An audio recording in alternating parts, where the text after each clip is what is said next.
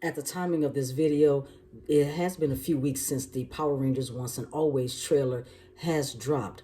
Now, even though we are all excited for what's to come with this 30th anniversary special, it does raise a lot of questions. So, I'm Robert with Script Corp Productions, and this is the trailer breakdown for Power Rangers Once and Always.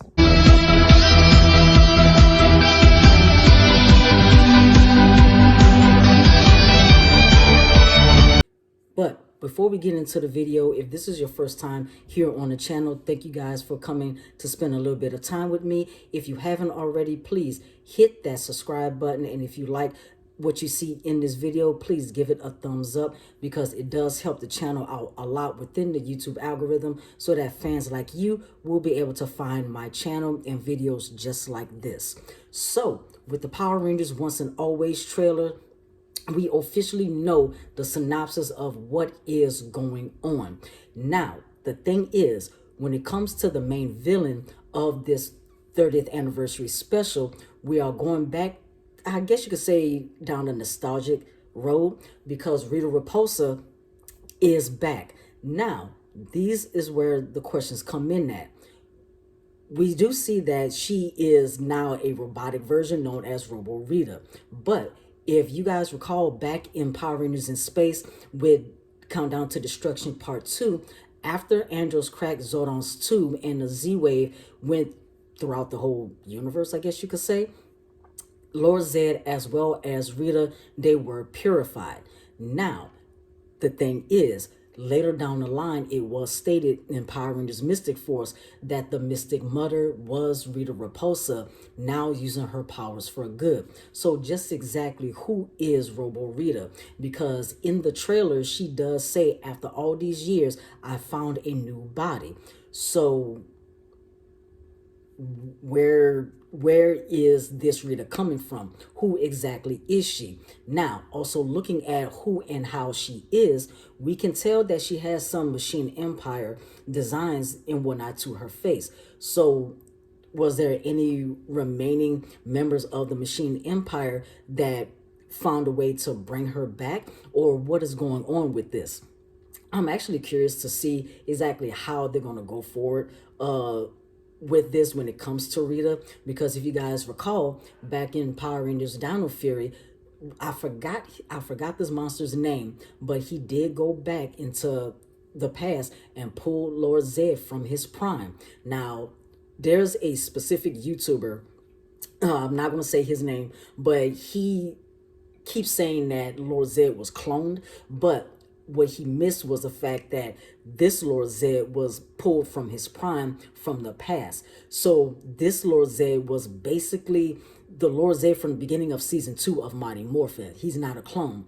Now, with that being said, is Robo Rita a clone, or when she became the Mystic Mother, did she get influenced again to become evil again? These are the questions that we really do need answers, to be honest. And what I do love is that Barbara Goodson, who did the voice of Rita back in the day, she is coming back to reprise her role.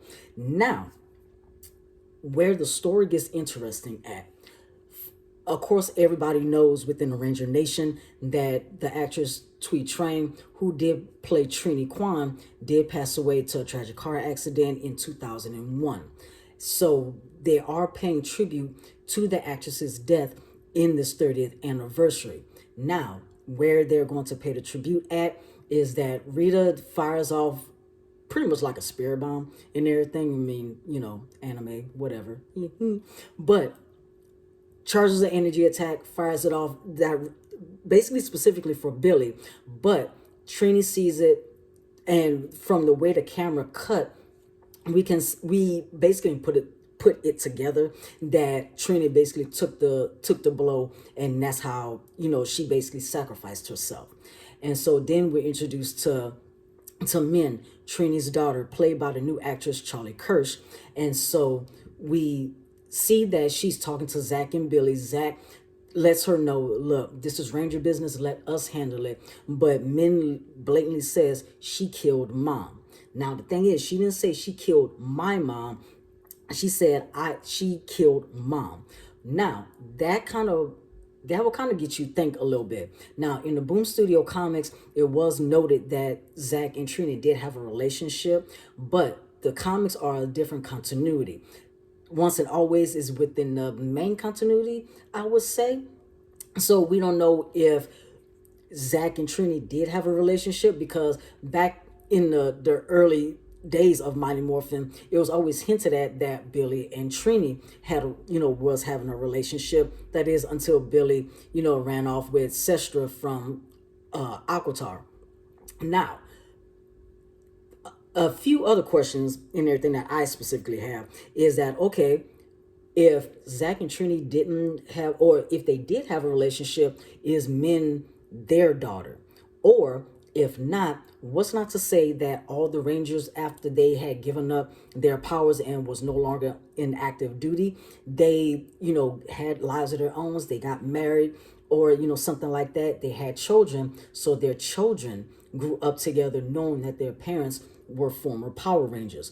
That's the more logical thing that I can think of, and it just seems more, I guess you could say it seems more comfortable for me to look at it like that, as opposed to Zach and Trini having a relationship, because that's just not something I personally can see, but that's just my opinion.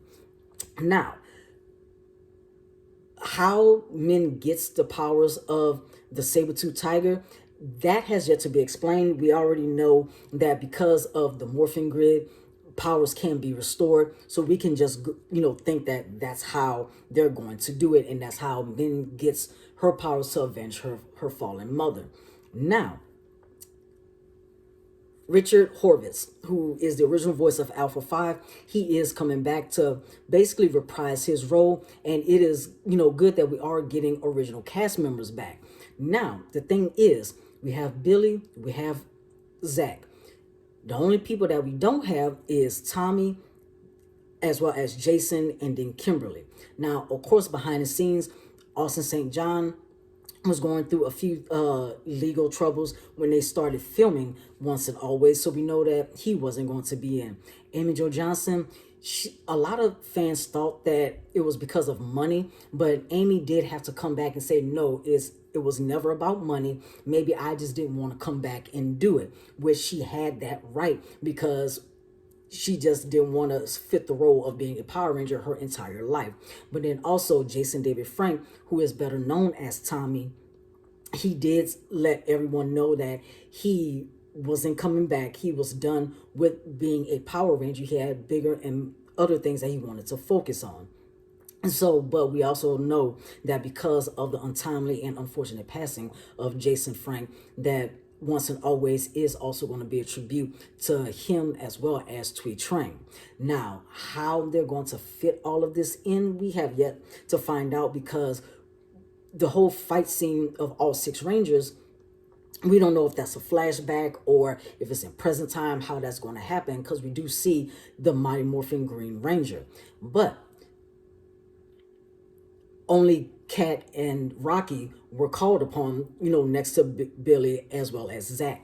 So I know a lot of people were asking, how did they get their original Mighty Morphin powers? Well, of course, it is explained in the teaser trailer, the second teaser trailer that came out, that Billy and Alpha, they basically synthesized the morphing grid and was able to restore the original Dino powers. Because if you also recall, when Rocky and Kat came in to the mix, they never had the original Dino powers. Kat came in season 3, Rocky came in season 2. So Rocky had access to the Thunder powers, while Kat had access to the Ninja powers. So they never had access to the original Dino powers that basically kicked everything off. So we are going to get some more explanation when it comes to, how Billy was able to synthesize the morphing grid and everything to replicate the powers, because that just goes to show just exactly how smart he is, because Power Rangers logic. Let's just go with it like that. But also at the same time and whatnot, a lot of questions are being raised, because we also find out that Rita is going back into the past, and basically what she said was that I'm going to go back to the past and kill you before you even become Power Rangers. Now that Netflix has control over the Power Rangers franchise, now we ain't got to say, oh, they're going to be destroyed. Like, no, they're going to get murdered. That is a whole genocide right there. But, you know, I digress. But I want to know what it is that you guys think and whatnot. Like, are you excited for Once and Always? What questions do you have? Let's have an open discussion in the comments and whatnot. I'm excited for it. You know, I've been a Power Ranger fan since they first premiered back in '93. So I've been here since day one. And so Power Rangers Once and Always will appear on Netflix on April 19th, which is this coming Wednesday. So we literally have less than a week before we can indulge in our nostalgic childhood memories. So I'm going to end this video here. This has been your boy Scrib, and I'll see you guys next week.